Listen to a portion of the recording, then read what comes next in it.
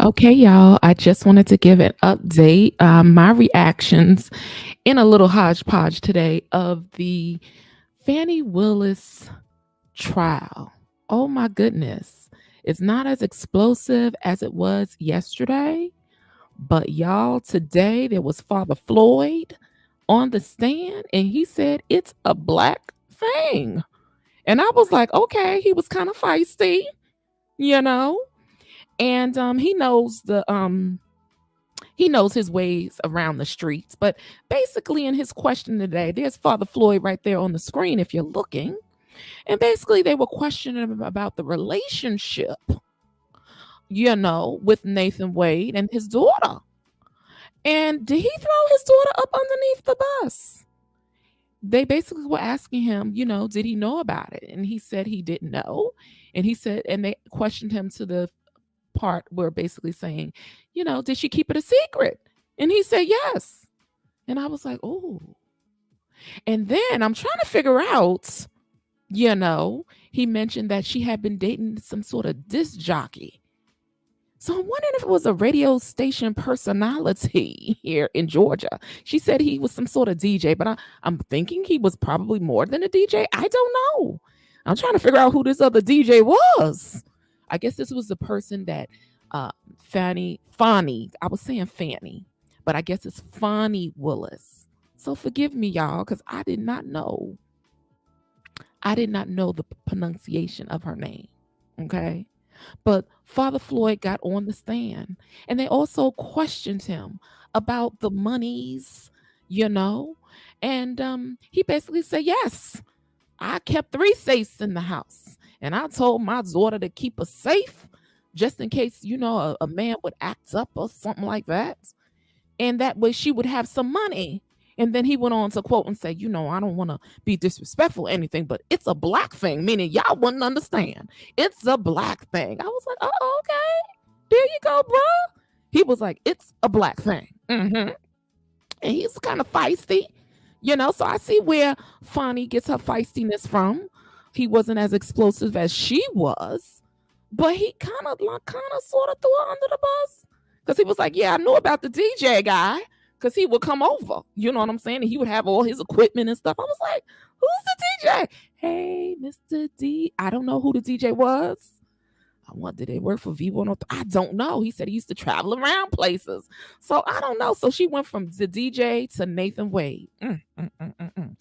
Anywho, the father was on the stand. He was kind of, comical. And when he said it was a black thing, I started laughing because I thought it was kind of cute. But, a lot of people have safes and stuff like that and keep cash, on hand just in case of emergency or something like that. But I thought it was very interesting that Fani's father, Father Floyd, you know, came up and got up on the stand. And the other thing that was interesting in the questioning, when they mentioned, California, and it seems like Nathan and Fani took a trip to California to the wine vineyards and stuff. Nice romantic trip for any type of couple.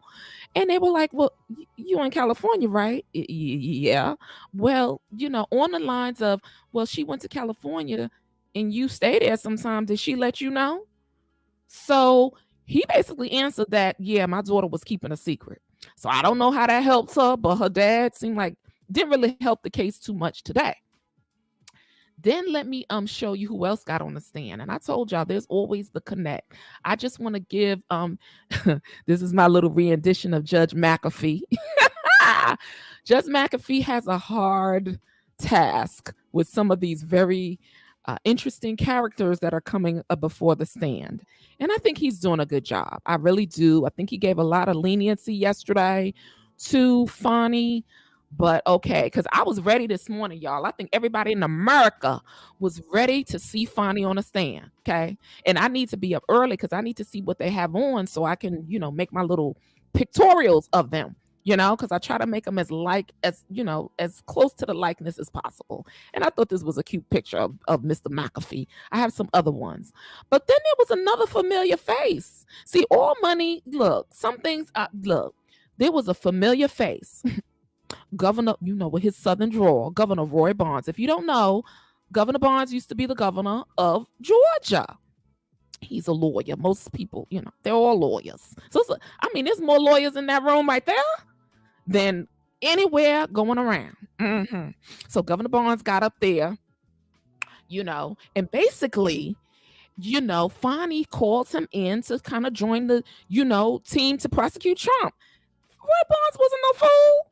He was like, look, I've had my fair share of threats and security. And he was like, no, I did not want to walk around. He said, I had a security detail for 4 years. I did not like it.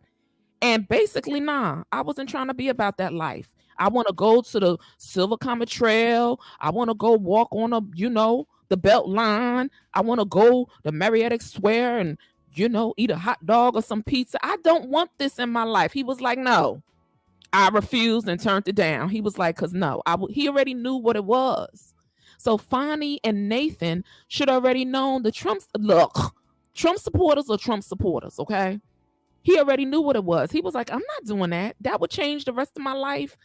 Look, Roy Barnes, Governor Barnes, has the Barnes Law Group. Go right there on Marietta Square. His offices is right there in Cobb County, okay? He's doing torts and malpractice and stuff. He wasn't trying to have no security detail with people coming after him. So Fani knew that this was a high-profile situation, and so did Nathan Wade. They took it. So they should have known that any little thing that they did was going to be scrutinized. So to start calling on the church, look, I'm not going along to get along. Folks can say, oh, they coming after her because she's a black woman. No. You were in a position and it doesn't look good. You did something that was incorrect. And it's the hypocrisy of it all. We all make mistakes. But just when she was running for office, she had said some things as it relates to, superiors sleeping with their subordinates. So you already knew what it was, Fani. If you know how some of these folks go hard for Trump, the Trumpsters, you should have known they was going to pull everything apart in your life. And one of those things would be a relationship that doesn't look ethical. Okay, there's just some ethical things you can't do. So Roy Barnes, the connect. Remember I told y'all about the connect? Nathan Wade, he's Cobb County. That's where he was working. With the sheriff and they all know each other. They all run in the same circle. So why do you think it wasn't so difficult for Fani to call up Roy Barnes, who was the former? They got connects. They all look. I don't think nobody's hands is really clean because some of them folks right there in that courtroom is probably, unfortunately, having an affair with somebody. That's just how this is sometimes. Doesn't make it right. But I'm not going hard for Fani because no, she did something that was incorrect. And then with her old nasty stink attitude yesterday on the stand, people are looking at her like, why you get mad at people? This is something you did to yourself. Nobody did this to you. So is there anything going to change? What does her relationship have to do with it? Well, perjury, lying, you know? Go look through my community tab when I told you I was going to do some stories, and I'm looking at the super city girl mayor, um, you know, Miss Henyard. I said, Miss Henyard, I did a little video, and I was like, Tiffany, you forgot about Kwame, right? So some people get so high on themselves and they forget what they do, and then they want to come in and lie about it and perjure themselves and end their butt up in jail. hmm But yeah, Governor Barnes came in and said basically, yeah, she came in, Fani, somewhere back in 2021 or something, recruited me, and I was like, no, I decline. I want to live my life. I don't want the security detail. I already know what this was gonna be. And he was like, no. So he already knew what it was. It was good to see Governor Barnes. Like I said, he got an office right there on the Cobb County, right there in Marietta Square. It's called the Barnes Law Group. hmm but the point I was trying to make is these are all connects. How could she call on Governor Barnes if there was, people have friendships and connections and different things of that nature? So Nathan Wade was in Cobb County, and Fani called him down there to Fulton County. And then Fani called Governor Barnes down there to see if he would, join the group. And he was like, nah, I'll pass. But it was very interesting today when Father Floyd got up there and was like, all due respect, it's a black thing. You probably wouldn't understand, Judge. And I thought that was really cute. I thought it was cute. But I still kind of think like he kind of sort of answered. I don't know if he really helped his daughter's case, because basically saying like she was keeping Nathan Wade's relationship a secret, and he answered it. I was like, oh, did he help her or did he hurt the case? I don't think he helped her in any kind of way. It just kind of, he did answer yes and no. He did kind of go off on a tangent a little bit, and he started going off in a soliloquy versus a thesis, but he didn't do as much as his daughter did. They had him up there for a short period of time, but I thought it was cute. He was like, it's a black thing, we got to have safes and stuff. But child, all of that cash money that she said she had, I don't believe it. It's very convenient that all of a sudden because you can't track money back. She was carrying around all these thousands of dollars in cash. Really? And then my thing on the side of Nathan Wade, okay, she gave you this cash, so you didn't deposit in your account? Because I know if I owe somebody something, or if they owe me something and I have to give them cash, they go deposit it in the bank. Or if they give me cash, I go deposit it in the bank because I don't want to carry around the cash. So I'm not understanding people with these high profile jobs. You're saying that I don't know. I just don't believe nothing. And I'm not going hard for Fani. The bottom line is we all have to be accountable for what we do. So no, all of a sudden she went whining and crying to the black church. Why? Because you want them to condone your behavior? No, it wasn't right. And then they're mincing words with who's an employee versus a contract worker.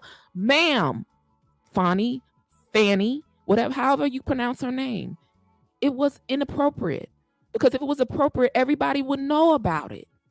It wasn't a relationship that, morally, I can't talk about anybody's morals, but they take certain oaths and they take certain vows to uphold a certain level of decorum.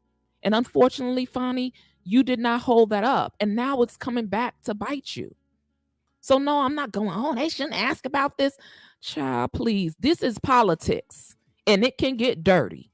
And folks do get dirty. They get downright dirty in the mud. They might go to it's about the sorors and the bros and the brotherhood. But when it all comes down to it, people want their money. They want their prestige. They want their positions. And they will not hesitate to find some dirt. And you end up sitting there looking crazy. So no, I'm not going hard. She was a bit ghetto yesterday.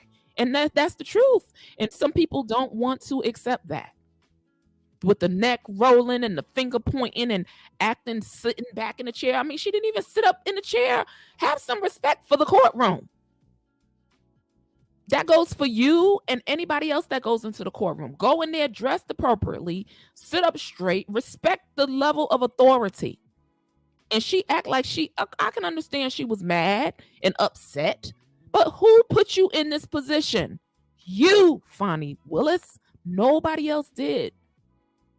No. So I'm not going hard. I don't go along with everybody's um, you know, whatever they think just to go along to get along because she's a black woman. Yeah, I like to, we should all be together in a sort of sisterhood. But if something is incorrect, it's incorrect, and you call it out and you move on. We don't just, oh, so it's a sisterhood for when we think we correct, but when we're wrong, we still just go along with it. No, I stopped doing that some years back.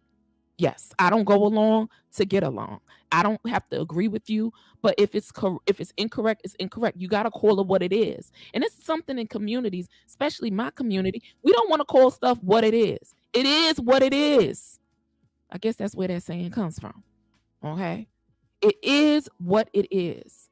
And people are like, well, they ain't got no business asking her. Well, they were looking for anything, and she gave them something. Okay? They were going to look of, did you not know, Fani? I'm not in politics. I'm not in the legal sector, but I would know. Look, there's a lot of corruption going on. I do know about that. I know some things about these folks in Atlanta. Okay? That's what I'm saying.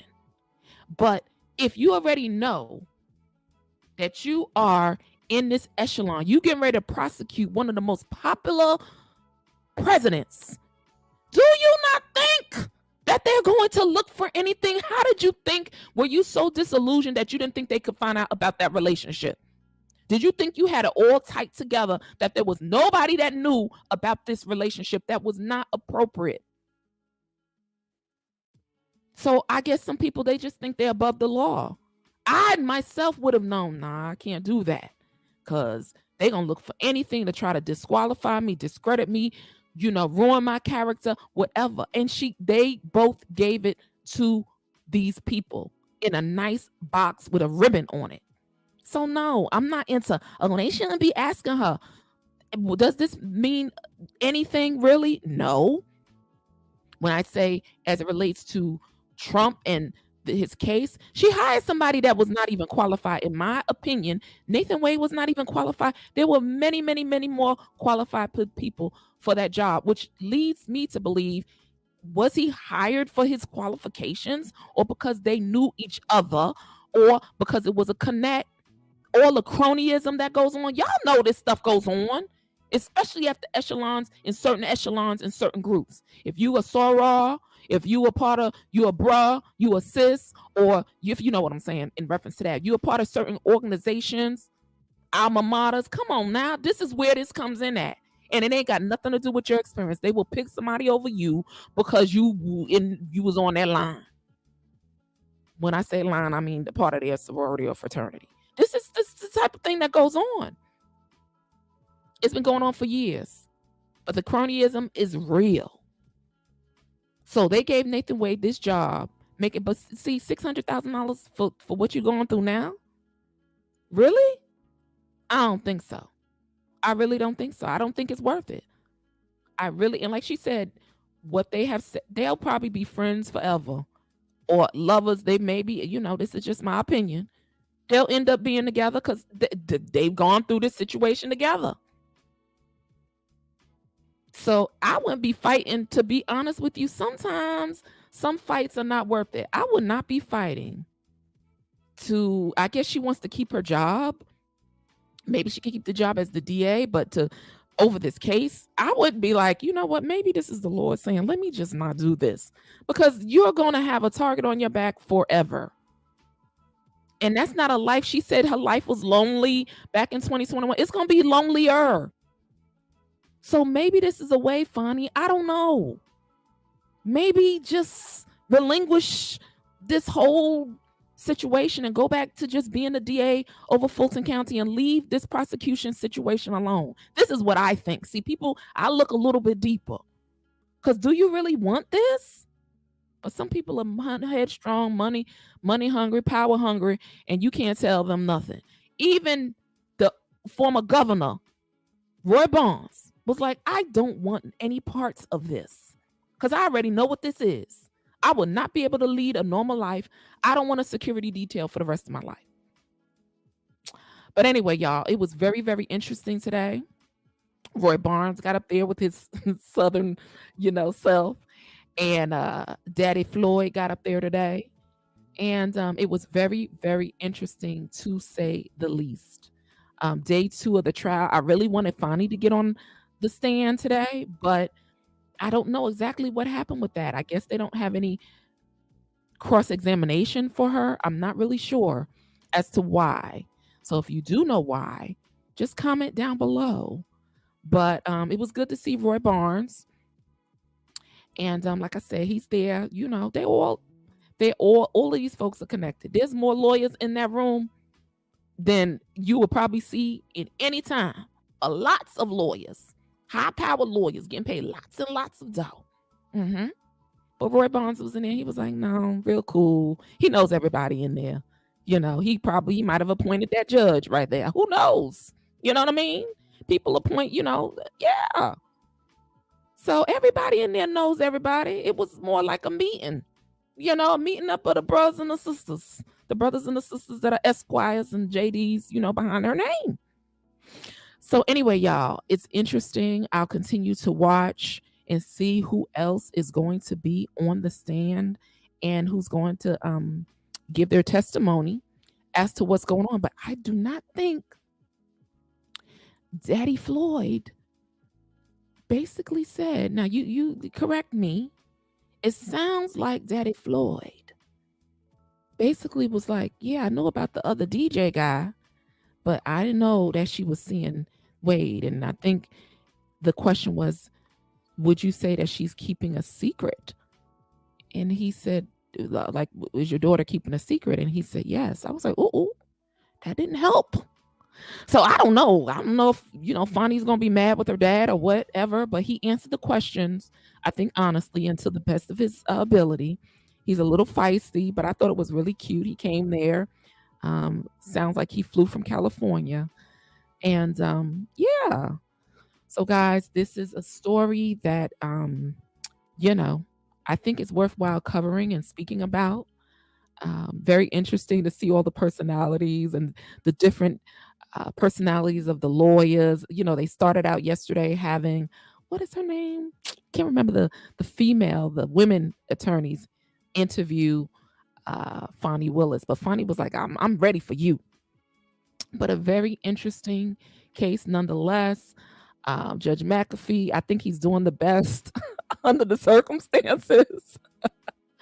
And it's an interesting, very interesting trial. But child, all I can say is, I'm not going hard for Fani and rah for the no, because when I'm wrong, I have to face the fact of something that I do and face the consequences for it.